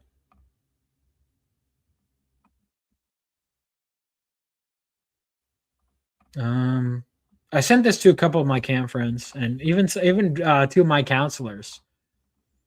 None of my counselors, by the way, because this whole incident didn't happen, none of them got kicked out. They were great. And the counselors, it was so cool. It was so cool. A lot of this was really pulled from real stuff. And then obviously, I had to either embellish certain things or certain things I had to simplify or certain things I'm like, that's stupid, cut that. But this was a great trip down memory lane. This was a really fun one to write because it ended up being so personal. And I do want to write more stories in this style where it's like entries, but these didn't really take off. Also, No Sleep was the biggest subreddit for this but these motherfuckers, they removed this story, even though I followed the rules, because they claim part 1 got removed, even though it was getting some traction. You know why? They said the story doesn't have a tangible threat. I'm like, motherfucker, the whole point is like, he might. Also, it's revealed to be more tangible in part 2. I get that. But I'm like, come on. So like, they decided that because there's not like a physical thing you see stalking them, that it doesn't fit their goddamn rules. I'm like, you fucking kidding me? The No Sleep was taken over by Reddit mobs with God complexes. And so the story got removed. Bullshit. It's complete bullshit. Messed up, man. Messed up. But it is still in a lot of other subreddits. I submitted it to the Creepcast and the Tales from the Creep subreddit. So hopefully it goes there. What's funny is I actually wrote this before I really got into Lovecraft stuff. But the whole indescribable noise, that is very Lovecraft, but it was I had only read the Call of Cthulhu when I wrote this. I really got none of the Rip stories, fun fact, none of them are really Lovecraft inspired. I haven't written a short horror story since I started writing Lovecraft. I did it to write Zach's comic book, which is coming out. But I love to write something now that I've read Lovecraft, inspired by that. But none of the Rip stories I wrote they were all written before I really dove into Lovecraft because I wanted to write all my Reapers in Pursuit stuff, right? I wrote all that. And then I was writing Mondor's Rising. Or did I write Sanguine after I got into, because either way, Sanguine was not Lovecraft inspired. Sanguine is one of my other stories. So if you liked this story and you want to read it and own it physically, make sure to sign up for Reapers in Pursuit. We should be our hope is to launch it Friday the 13th. We're going to have a so we have the main cover, which is going to look like this, right? But we also are going to have a con exclusive cover. Oh shit! Wait, the Rebel Oasis logo isn't on there. I gotta. I'm gonna write that down.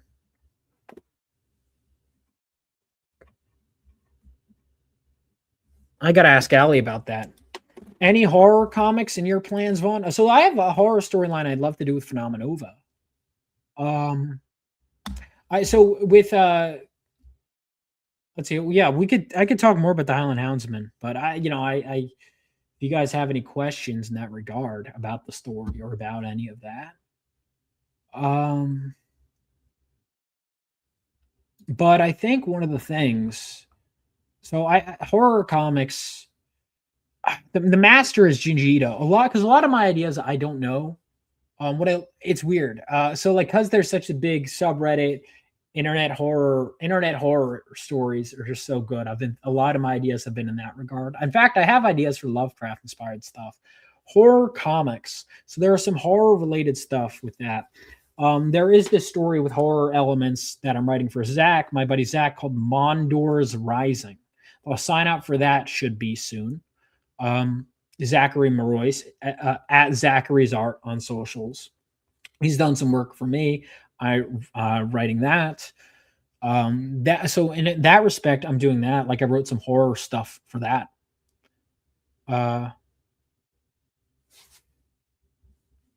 See, this is the problem with writing a Q&A with this with this kind of story is I'm not going to answer that. What do you think?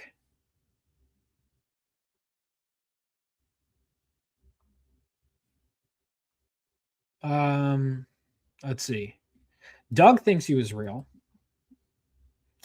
I don't want to answer that. I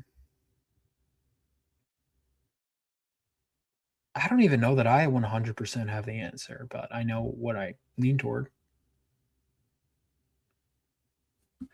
It could be both. That's the thing. It could be both. It could be either one. Either one is a valid interpretation of the story. That's kind of what I liked about it. You know?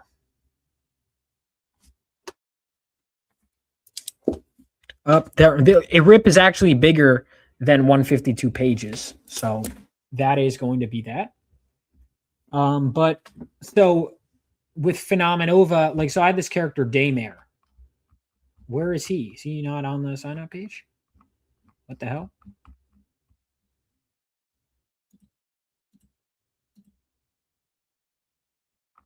My boy Daymare is not on here. Uwe Boll? Yeah, so he's doing a new movie. Good for him. I agree. I would love that. I would love that. I think, yeah, one of the things, like, for example, I'm going to go through Vidit's comments, but one of the comments was that the comments was, they're like, no, the phone call killed the friend. The phone call killed Jacob because he gets the call. It could be a few things. Is the call lead to the crash, to something? We don't know what caused the pile, right? We don't, because he doesn't see it. And so it's like, okay, was the phone call that? Was it his paranoia? Like, why was that? Like, was it his fault? One of the comments was like, yeah, I think it's the main character's fault. That the main character called, and it was like a self-fulfilling prophecy. Could be either, right? It could very well be either.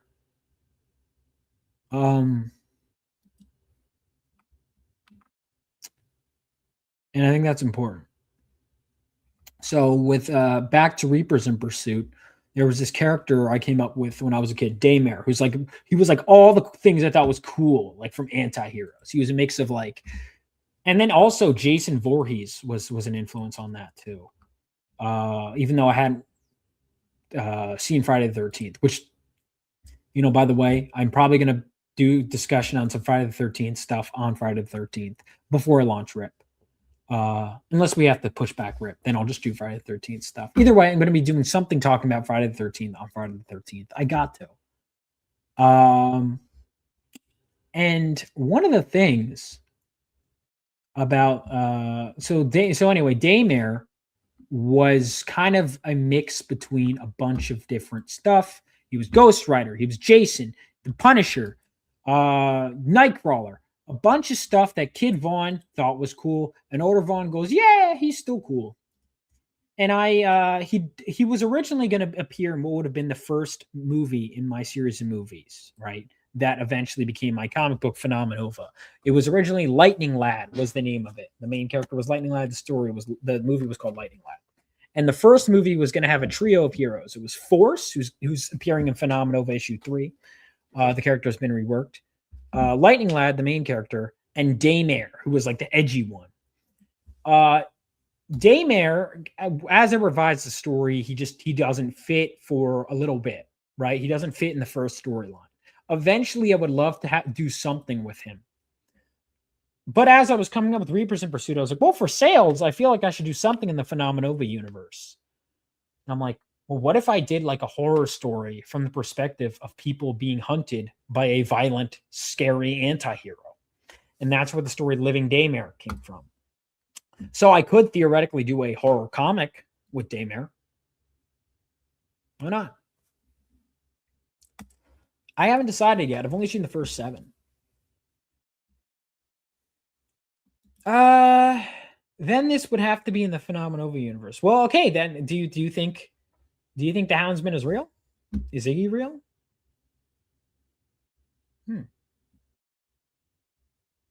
I'd be open to it.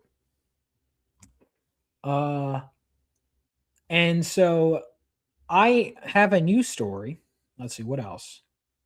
I also do want to say real quick before I get back to the horror stuff that I am working on the Phenomenova issue 3 was fully lettered. The lettering is done on the book. It's now we're just getting it ready. Digital copies will be out to Kickstarter and Fund My Comic Backers first before we move forward and do let's see, and then we'll send it to the printer. So everyone digital, but here's the thing: everyone's going to get digital versions because it's already late. So physical backers will get a digital. So if you want to wait for the physical, you can. Either way, that should be out soon. Reapers in Pursuit should be launching soon. The book is going to be done. It's like almost done already. We're just like doing formatting, but the stories, everything, we're just like basically tweaking a few things. Once that's ready, we launch. And it's basically, there's going to be a limited edition. It's going to be a quick campaign. So back day 1, if you can, there's going to be a Daymare, free Daymare, black and white Daymare mini print / postcard for all day 1 backers. Well, that's what I was saying. So it is lettered. We are getting it formatted right now. As we speak, it's getting formatted. And then it is being sent to the printer. It should be printed and shipped by the end of the month. So I'm sorry, it's behind. Issue 4 is already being worked on, though. So issue 4 should, by the time the issue 4 campaign starts, the issue should be done. But that's where that is, right? But with Reapers in Pursuit, there's going to be an exclusive cover for the campaign. And again, you have to back within the window. I don't think we're going in demand. I think we're just going to go 30 days. That's it. And if you back, then the cover is not going to be available after that point. This is a limited print run. We're done. And we're just going to go stick with the standard cover. So you can get the standard, but if you want to get the special cover, which may have the Highland Houndsman on it, then back it as soon as possible. In fact, day 1 would be best. That is the thing for the campaign. We're just raising enough money to make sure that all of our contributors get their copies. And then everything after that, we'll figure out. But everyone, the more it raises, the more we make. But the goal is just to make sure everyone gets their comp copies. That's it. And whatever like little expenses we have to cover. And like the cost I spent for the cover. Yeah, well, that should be Friday the 13th. So that should be out fast too. That should be out before Phenomenova issue. If everything goes according to plan, that'll be out before Phenomenova issue 4 launches, which the campaign for Phenomenova issue 4 should launch in April. So you should be getting Phenomenova 3, 4, 3, Reapers of Pursuit, 4 should be the order. So you can read Living Daymare, that's the name of the story, right now, if you have a subscription to either my website, I want to just show that off real quick. My website, RebelOasisStudios.com, there is this tier. There's basically, if you become a member, right? For $5 a month, you get access to behind the scenes stuff. I'm going to be doing short stories. I want to be on there. Like the Rip story, most of the Rip stories are going to be behind a paywall. Like the Highland Houndsman's free to read.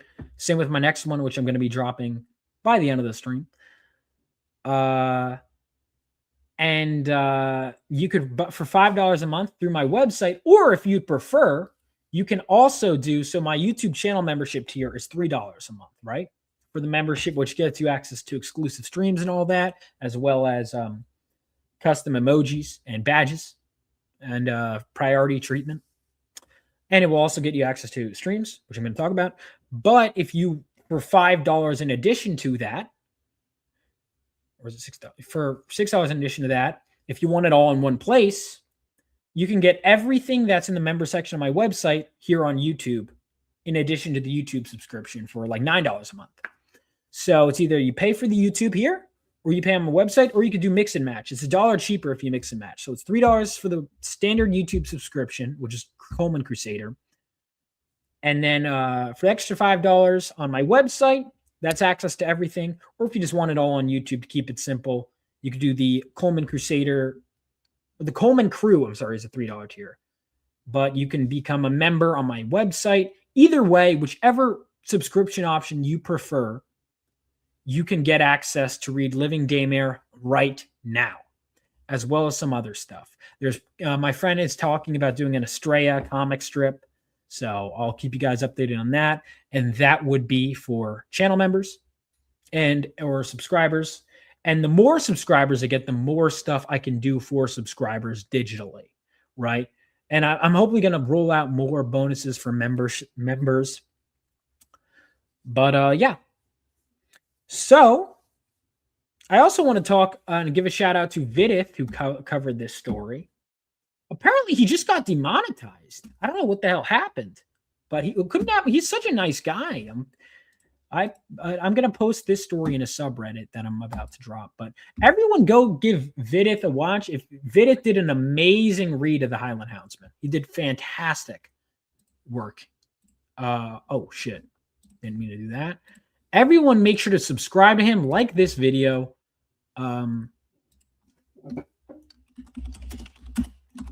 He did this great narration of the story. God, I don't think so. That would be fucked up. Dude, I would feel horrible. If my story, I doubt it. If anyone issued a copyright strike, it certainly wasn't me. I was thrilled. Let's see if there's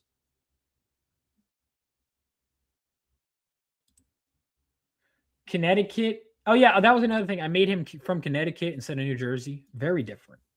Completely. It's like it's not even close to me. I'm seeing if there's any other comments about the story.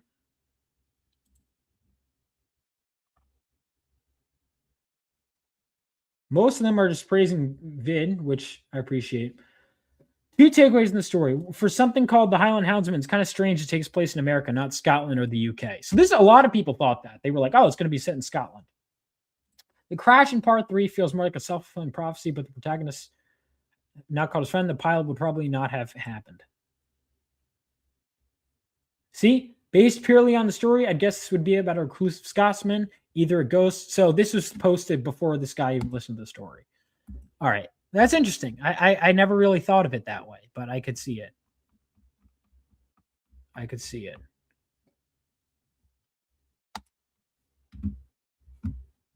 I would love for this to ever be featured in Creepcast. So what else do I want to talk about? Been kind of all over the place, but you know. Now I thought more people would have read it, but you know what? That's okay. Maybe more people will read my stories going forward. So you know how I said I was gonna make a story available? Well, the truth is it already is. And I'm gonna post it in multiple subreddits. I've talked about my subscriptions, I've talked about Phenomenova. I also want to say I'm working on paying going to cons. If you guys are new, maybe you found me through Vivid, maybe not, or whatever. I am going to be going to a lot of conventions this year, a lot of them, which is exciting. I'm going to be going to a lot of shows all over. And next month, I'm going to be at Awesome Con with this bastard, as well as then MegaCon and then Lexington Comic Con. I just right before the stream I applied for 2 shows the same weekend because I assumed I didn't get into one because I didn't hear back. In April, I might be going to Vegas. There's a Vegas show or a New Jersey horror show where I was going to primarily focus on Rip, but I might go to Vegas. I don't know. Level Up Expo in Vegas, which is like a gaming one. But I'm like, you know what? Why not? Vegas, baby. That could be fun. That would be a lot of fun. Stream, we'll see. I'm very much going to be in the moment. MegaCon is going to be a lot of fun. I'm going to be sharing a booth with PTP. I'm going to be at the Riot Press booth at MegaCon. And yeah, I got a lot of stuff planned for next year. I'm excited. There are some horror cons I'd consider. I have so many cons I want to do, and so much I want to get out. You know, I want to be selling like a madman, right? Are you gonna gamble? I don't think so. Gamble? Yeah, I'm gonna take all of your money. No, I can't. I'm gambling in the sense that I'm paying for these tables, but it's a game. I'm gambling on myself in that sense that I'm making investments right now that I want to pay off. By the way, I'm also going to be at this one-day show in New Jersey. These are real glasses, Dean James. Fuck you. Oh, at Vegas. Why didn't I draw that connection? Probably not. Probably not. Yeah. So that's going to be fun. A lot of fun. Yeah. So that's some of the stuff I'm doing. Now, I have a brand new store that I'm dropping right now. In fact, it's already been dropped. I dropped it technically before the stream, but no one would know. Go to my website right now. Fuck you. Go to my website. If you go to titles, scroll down to Reapers in Pursuit. You can read the Houndsman. What's that? She ripped my heart out and ran away with it. That's right. This is the story I wrote right before the Highland Houndsman, actually.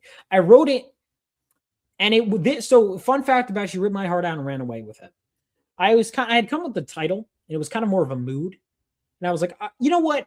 Fuck it.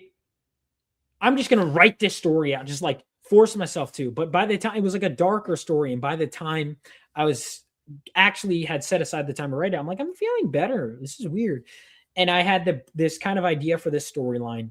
It's basically this guy is tracking down this succubus that he feels ripped his heart out. I don't want to spoil anything. Similar questions to the Highland Houndsman with the narrator, possibly more so. But this guy is basically like, this succubus ripped my heart out. I'm going to get it back. And when I was doing it, I was like, well, what if the succubus fell in love with the human? I was like, that doesn't work for this story I'm writing because Reaper's in pursuit. It has to be, in the context of this story, it's from the perspective of the Reaper, right? I was like, well, what if the succubus like fell in love with a human and actually decides to hunt down other succubuses. I'm like, that's cool. That's a completely different story, though. Let me put a pin in that. And that idea evolved into Sanguine the Succubus Slayer, which is another one of my stories, and I want to make a comic of. So that could arguably be a horror comic. It would have horror elements for sure that I want to do. But I, again, like with Daymare, I decided to make it a short story. But anyway, while I was writing that, my mind often will branch off, and so I'm writing Rip My Heart Out, and I put a pin in the idea of, I write down this other idea for like, what if the succubus fell in love with the human? Let me write that later. Let's focus on this. And while I'm writing, the phrase "I can fix her" pops in my head, like, oh, this guy, like, imagine thinking you could fix the succubus. And I stop writing and I message Theo Snodgrass. I'm like, Theo, I got an idea for a comic. Let's work on it. He's like, I'm excited. And I had nothing but the name "I Can Fix Her" and like a vague idea that we ended up, not necessarily, but I was like, the vague idea. And we know nothing about that. And as soon as we get to our meeting, this is days later, I'm like, I can fix her. Let's make a story out of this. So I Can Fix Her and Sanguine were both spawned from She Ripped My Heart Out and Ran Away with It. And I remember writing it and I'll go, that's fine. This is whatever. I'm like, send it to my buddy Bobby. I'm like, all right, here you go, Bobby. This is this story. I don't even think it's anything that good. This is just one of my, I'm probably not even going to put it in Reapers in Pursuit. I'm already on to writing the Highland Houndsman, this is whatever. And he gets back to me and he's like, dude, this is great. He's like, this got me like right out the gate. I want to draw something for this. I'm like, really? Was it? All right, let me look at it again. I'm like, oh yeah, this was actually pretty good. Yeah, I made some revisions, but I'm like, oh, this was that. You know what? I will include this. And so I am. But I decided that the nature of this story, just the way I wrote it, I'm like, this can work as a blog post idea. So I'm going to be posting this to somebody. I'm like, you could theoretically picture this as someone writing this down on the internet, like a confession or someone just anonymously posting this. And it wasn't even, like, the Highland Houndsman was written with that intent from the beginning. This one wasn't necessarily. But after the Highland Houndsman, I'm like, yeah, you know what? This can be posted online just like the Highland Houndsman too. So he did do some stuff in my sketchbook. He actually wants to do an illustrated version of the story, which I may even have for members. Eventually, I'll print the stuff for members. We'll see.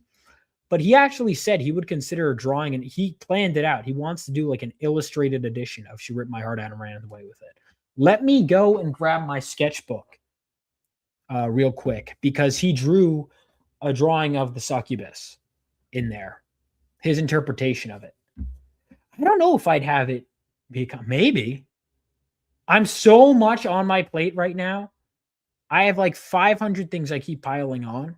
And on top of that, I have all these cons. So we'll see. Blade, that's Sanguine the Succubus Slayer. That is what Sanguine the Succubus Slayer is. Imagine that, even though I haven't seen Blade, but she is like a succubus kind of that hunts down succubuses. She's like not an actual succubus, but she's got characteristics. You'll understand. That is a story that's also going to appear in Reapers in Pursuit, and I want to make a comic of it. And I'd love to have it crossover with I Can Fix Her eventually. But Sanguine the Succubus Slayer is a character. I'm just showing you this because this is another idea I had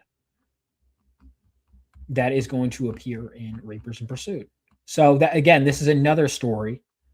I put a lot. This is some of my favorite writing I've ever done is in Reapers in Pursuit. Honestly. One second.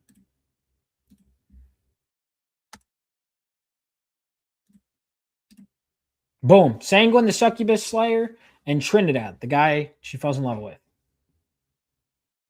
She was designed by Nick Capone. This is art by Dean James. Maybe working on something for Rip right now. And maybe needs to give me an update. All right. So I am going to go ahead and put You Rip My Heart Out in the chat while I do this.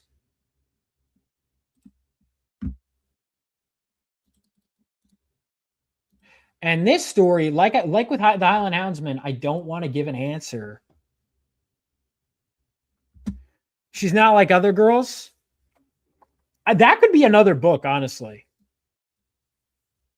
Oh, dude, yeah, I that's a great title too. She's not like other girls.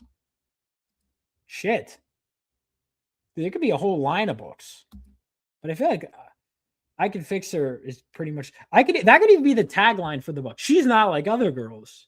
They're both good taglines. Anyway.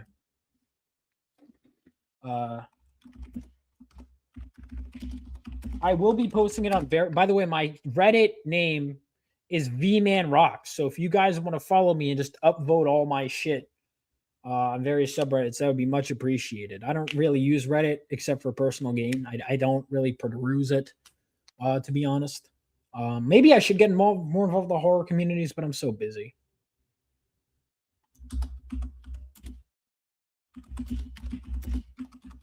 Which is, both of them are. She's Not Like Other Girls and I Can Fix Her are both simp cope lines, I think. I feel like both of them are. She ripped my heart out and ran away with it. I think it's going to do better than the Highland Houndsman and subreddits because that title is immediately like, whoa. The Highland Houndsman is more distinct, but it's like, what the fuck is that? I don't know what a Highland Houndsman is. Why would I click on this? I don't know what you're talking about, Dean James. I have had nothing. I have never had Las Vegas, Nevada is Succubus Central, by the way. I'm going back there twice this year. Twice. Oh, shit. Hang on. I didn't even think about that. At Hollow Scream, that's a con I am going to be at in October. I am going to be selling the stories with the succubuses. Dude, there probably will be succubuses at that convention because Vegas is full of them. Real life succubuses that'll buy my stories. They'll be like, this is relatable. Anyway, I've been droning. I'm gonna go get my sketchbook. They might get like offended. I don't fucking know. All right. What do I want to play you guys a little? I'll play you guys a little goofy little video while I go grab my sketchbook from downstairs. I'll be quick. I'll get something that's not too long. Yeah, probably will still be away by the time this is done. Here's the question: if you did go back with the hooker, okay, because she was a wrestling hooker. She was a wrestling. Yeah, thank you. She was a wrestler, but and an EMT, whatever that means. Hooker, but she was very buff and big. Would you have let her peg you? Well, I don't know. That's so intimate. You know, I don't know if I'd want to do something like that with a stranger. Hello?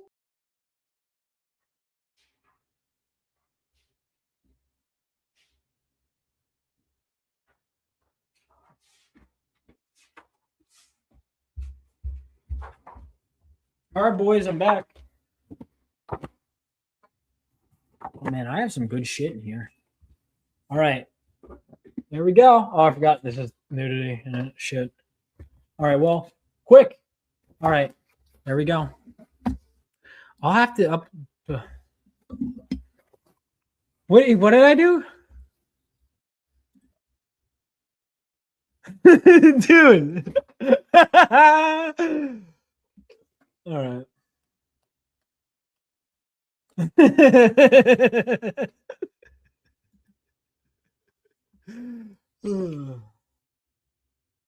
There we go. There we go. That's it.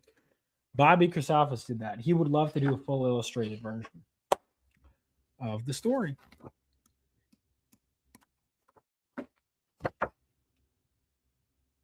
Great stuff. Yeah. All right. And I will do the same thing with She Ripped My Heart Out and Ran Away With It. In fact, you know what? It's a horror story. I could post it at night. Fuck it. We live. I'm posting it right now. I'm going to go ahead and post in all these subreddits. And when I wake up, people are going to be like, Vaughn Coleman, you're a genius. Or they'll be like, what the fuck is wrong with you? Which, first of all, this is the problem with writing from the first person perspective, I want to say. Is people, because the Highland Houndsman is much closer to who I am and me from, even though there's still differences, my summer camp. She ripped my heart out and ran away with it. I do not endorse everything the main character says. It's not really one-to-one with me at all. In fact, I wasn't going through, so the story he's going through, It's not even, I guess, a breakup of sorts. If you want, it's kind of. I wasn't going through that when I wrote this. There was other stuff that I kind of was like, I mean, I guess it's kind of analogous.